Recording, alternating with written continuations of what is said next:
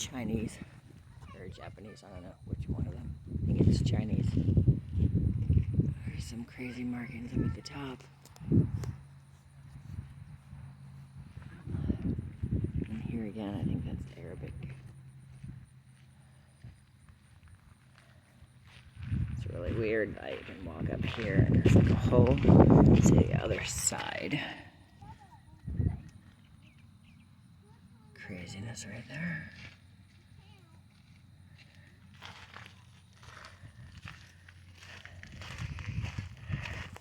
It's like in the middle of nowhere too.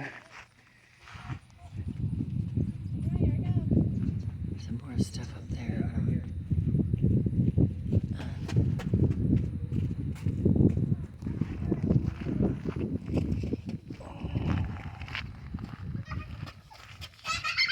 No idea what language this one is.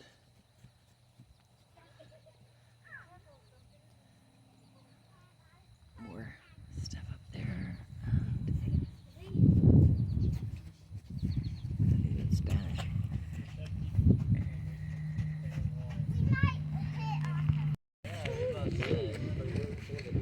Yeah, of course it's not. It doesn't. So here's a time capsule. But then it also says, why not? Georgia Guidestones Center Cluster. What? Hey. Hang on a second. I'm standing on something here. I'm trying to. Poseidon? Pseudonym. Oh. Not Poseidon. I don't know. Pseudonym. It doesn't have a date to be opened. Physical data. This whole thing is one? Yes. It's like a jackhammer? Yeah, they're knocking down historical statues and this thing comes up. How are you supposed to maintain 500 million people? But yep, people who question that are, oh here, guidestone languages. Russian, Chinese, Arabic, Hebrew, Hindi, Swahili, Spanish, and English. Yeah, people like me who question these things are considered crazy, but yeah, this thing here is telling you 500 million people in multiple languages. Go figure. When there's already over how many billion people in the world, how are you supposed to achieve 500 million? Think about it. You want to read this? I ain't reading crap. It's stated. No. Okay, well, how about you slide over so I can read it? You want to hold this while I read it? No. The Georgia Guidestones. The story of the Georgia Guidestones began in June 1979 when a stranger identified as Mr. Christian, later R.C. Christian, visited Joel H.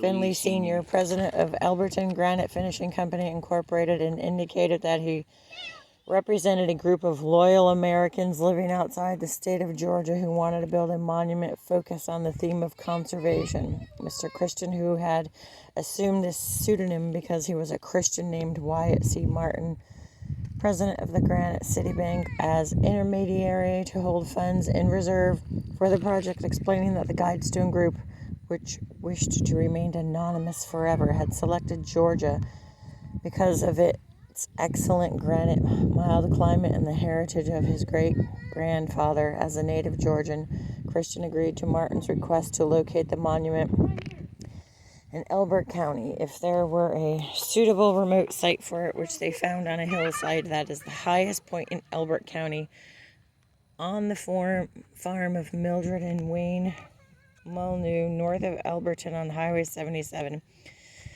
Finley's company carved the 6-part monument from pyramid blue granite. The Georgia Guidestones consist of 4 granite megaliths set in a paddle wheel arrangement around a central stone, which is surmounted by a flat capstone measuring 19 1/4 feet in height. At the highest peak, the stone group messages 17 1/3 feet in width and its diameter 65 feet. The overall weight of the 951 cubic feet of granite used is 237,746 pounds. 237,746 pounds. A ground marker west of the Guidestones provides additional data and covers a buried time capsule. Each of the 4 sides of the capstone features a statement of cautionary guidance to humankind translated into Babylonian, cuneiform, classical Greek, Sanskrit, and Egyptian hieroglyphics. To let these guidestones to reason below. The guidestones are carved into the 8 faces of the 4 outer stones in English, Spanish, Swahili, Hindu, Hebrew, Arabic, Chinese, and Russian. In English, the guidestones specify the following: maintain humanity. I actually read that to you earlier. In addition to these conservation messages, the monument displays a number of astronomical features. The Georgia, I can't read this. The Georgia what? Something. Guidestones Monument, which is owned by Elbert County, was dedicated March 22nd, 1980, and has remained a source of mystery and intrigue to its numerous visitors and those who learn of it from afar. This is one crazy place, people.